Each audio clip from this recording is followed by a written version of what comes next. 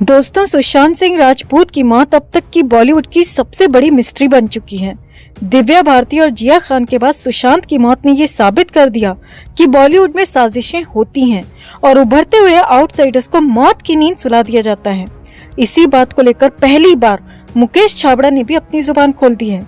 मुकेश छाबड़ा ने latest interview में ये कहकर सबको चौंका दिया कि सुशांत की मौत सुसाइड नहीं थी और सुशांत को किसी भी तरह का डिप्रेशन नहीं था। छाबड़ा ने कहा कि जो कुछ हुआ, जिस बात की जानकारी मुझे थी, मैंने वो सब उस वक्त मुंबई पुलिस को दी थी, मगर मेरी बताई बातों पर जांच की ही नहीं गई और सीबीआई की तरफ से कभी मुझे बुलाया ही नहीं गया। छाबड़ा ने कहा कि सुशांत के साथ जो हुआ उसे मैं मिटा नहीं सकता, मगर मेरी दी गई जानकारी पर अगर जांच होती तो शायद सुशांत को इंसाफ मिल जाता। तो मुकेश छाबड़ा ने बहुत बड़ा बयान दिया है। दोस्तों, मुकेश छाबड़ा का पूरा बयान आपको दिखाते हैं, बताते हैं। आप भी वीडियो को शेयर करें और लाइक करें और 3 साल बाद छाबड़ा के मुंह खोलने की असल वजह क्या हो सकती है, इस पर भी अपनी बात, अपनी राय कमेंट में जरूर रखें। चैनल के साथ जुड़कर चैनल को सब्सक्राइब कर हमारी आवाज बने। तो सुशांत को मौत के मुंह में समाये हुए 3 साल होने वाले हैं। 14 जून 2020 के बाद बहुत कुछ कहा गया, बहुत सारी थ्योरी बताई गई, बहुत सारे आरोप और दावे भी किए गए, मगर अभी तक साफ नहीं हो पाया कि आखिर उस दिन हुआ क्या था। क्यों अच्छा भला सुशांत अचानक से दुनिया को अलविदा कह गया। मुंबई पुलिस के बाद सीबीआई भी मामले की जांच 2.5 साल से कर रही है, मगर अभी तक सीबीआई की तरफ से कुछ भी नहीं कहा गया है। कहीं से कोई ऐसी बात सामने नहीं आई जो साफ कर सके कि सुशांत के साथ 14 जून 2020 को मुंबई के बांद्रा स्थित उस अपार्टमेंट में क्या हुआ था। मगर अब सुशांत के बेहद करीब रहे डायरेक्टर मुकेश छाबड़ा ने बहुत बड़ी बात कही है। पॉडकास्ट में दिए गए इंटरव्यू में मुकेश छाबड़ा ने सुशांत को लेकर दिल खोलकर बातें की। मुकेश छाबड़ा ने सुशांत को कायपो 6 से लेकर केदारनाथ और दिल बेचारा तक देखा है। इन दोनों के बीच करीब 9 से 10 साल तक की करीबी रही है। तो मुकेश छाबड़ा का कहना है कि सुशांत को मैं इतनी अच्छी तरह जानता था कि मैं दावे के साथ कह सकता हूँ कि वो खुद के साथ इतनी बड़ी नाइंसाफी नहीं कर सकता। वो खुद को मार ही नहीं सकता। उसने अपने फ्यूचर के लिए इतनी सारी प्लानिंग कर रखी थी। वो हर दिन की प्लानिंग करता था। उसने तो अपने बुढ़ापे यानी कि अपनी ओल्ड एज के लिए भी बहुत सारे इन्वेस्टमेंट कर रखे थे। मैं मान ही नहीं सकता कि उसने अपने हाथों से अपनी जान ली होगी। सुशांत के मेंटल हेल्थ के सवाल पर मुकेश छाबड़ा ने कहा कि मैं तो उसके साथ 2012 से लगातार शूट कर रहा था। एक डायरेक्टर के तौर पर मैंने उसे कायपो 6 में कास्ट किया था और फिर दिल बेचारा तक मैंने उसके साथ काम किया। हफ्ते में 1-2 बार तो हम मिला ही करते थे। उसके मेरे परिवार से घर जैसे ताल्लुकात थे। हाँ, वो अपने किरदार में गुम हो जाता था। वो अपने रोल के लिए इतना डिवोटेड था कि वो अपने कैरेक्टर में पूरी तरह समा जाता था। बस इतना ही था। बाकी फिल्म के बाद वो एकदम नॉर्मल था। न उसमें स्टारडम था और न ईगो। वो पूरी तरह सेल्फलेस था। खुश रहना और आसपास के लोगों को खुश रखना और अच्छी लाइफस्टाइल मेंटेन करना, बस उसका इतना ही काम था। अब ये सब डिप्रेशन तो नहीं हो सकता, क्योंकि ये सब तो हम भी अपनी आम जिंदगी में करते हैं। मुकेश छाबड़ा ने आगे कहा, मैं दावे के साथ कह सकता हूँ कि उसने खुद को नहीं मारा। अगर सही से जांच होती इतना वक्त लगता ही नहीं। केस तो सिर्फ 3 दिन में ही सॉल्व हो जाता। 3 साल होने को हैं, अभी तक कुछ भी सामने नहीं आया। मुकेश छाबड़ा ने कहा, मुझे उस वक्त मुंबई पुलिस ने पूछताछ के लिए बुलाया था और मैंने पुलिस को काफी कुछ बताया भी था।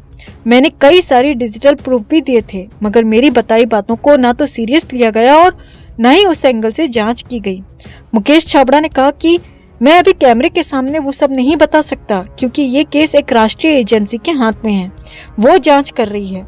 अगर मैं सरेआम बोल सकता तो चीख चीख कर सारी दुनिया को वो सब कुछ बता देता। मुकेश ने कहा, मैं तो उस दिन का इंतजार कर रहा हूँ जब सीबीआई मुझे बुलाएगी। पिछले 2.5 साल से इसी इंतजार में हूँ कि मुझे सीबीआई का समन आएगा, मगर ऐसा हुआ ही नहीं। और अब मुझे लगता है कि ये केस सिर्फ मिस्ट्री बनकर रह जाएगा। सच शायद कभी सामने नहीं आएगा, क्योंकि सुशांत का केस पॉलिटिक्स का बड़ा मुद्दा बन गया है, जिसमें सिर्फ दावे और थ्योरी हो सकती हैं, मगर सच नहीं आ सकता। अब मुकेश छाबड़ा पता नहीं ऐसा क्या जानते हैं जो वो सीबीआई को बताना चाहते हैं। कॉन्फिडेंशियल होने के चक्कर में वो कैमरे के सामने वो सब नहीं बोल पाए जो मुंबई पुलिस को उन्होंने बताया था। मुकेश को इस बात का अफसोस है कि मुंबई पुलिस ने उनके एंगल से जांच की ही नहीं, वरना केस 3 दिन में ही सॉल्व हो जाता। वहीं सुशांत की डिप्रेशन थ्योरी को मुकेश ने पूरी तरह नकार दिया। तो मुकेश छाबड़ा की बातों से आपको क्या लगता है दोस्तों? क्या वाकई में सुशांत के साथ साजिश हुई थी? और आखिर ऐसा मुकेश क्या जानते हैं जो वो सीबीआई को बताना चाहते हैं? आप भी अपनी बात अपनी राय कमेंट में जरूर रखें और वीडियो को लाइक और शेयर कर अपना प्यार और सपोर्ट भी जरूर दिखाएं। दोस्तों, सलमान खान के लिए उल्टी गिनती शुरू हो चुकी है। सलमान खान के पीछे एक बार फिर से लॉरेंस पड़ गया। जी हाँ, वही लॉरेंस जो कि लंबे समय से सलमान खान को धमकाता रहा है, चेतावनी देता रहा है, खत्म करने का ऐलान करता रहा है। और अब फाइनली इस बार लॉरेंस ने बहुत बड़ा ऐलान कर दिया, तारीख तक दे दी और एक जिद पर अड़ गया है और कह दिया कि अगर सलमान खान ने एक बात नहीं मानी तो फिर सब कुछ खत्म। और यहाँ तक कह दिया कि सलमान का घमंड रावण के जैसा है, उस घमंड को सलमान के साथ ही खत्म कर दूंगा। तो क्या हुआ ऐसा, क्या क्या बोला लॉरेंस, सब कुछ आपको दिखाते हैं, बताते हैं। आप भी वीडियो को लाइक और शेयर कर अपना प्यार और सपोर्ट दिखाएं और कमेंट में इसे लेकर अपनी बात अपनी राय जरूर रखें। चैनल के साथ जुड़कर चैनल को सब्सक्राइब कर हमारी आवाज बने। तो सलमान खान को एक बार फिर से धमकी मिली और इस बार जेल के अंदर बैठे लॉरेंस ने धमकी दी है। हालांकि बीच में जब सलमान की सुरक्षा बढ़ाई गई थी तो तब लॉरेंस ने बयान नहीं दिया था और लॉरेंस ने कोई बात नहीं की थी, मगर इस बार लॉरेंस खुद सामने आया है। पंजाब के जेल से लॉरेंस ने एक टीवी चैनल को इंटरव्यू दिया है जिसमें बड़ी बड़ी नहीं बल्कि बहुत बड़ी बातें कह दी हैं। सलमान खान को रावण बता दिया और रावण का घमंड खत्म करने का ऐलान भी कर दिया।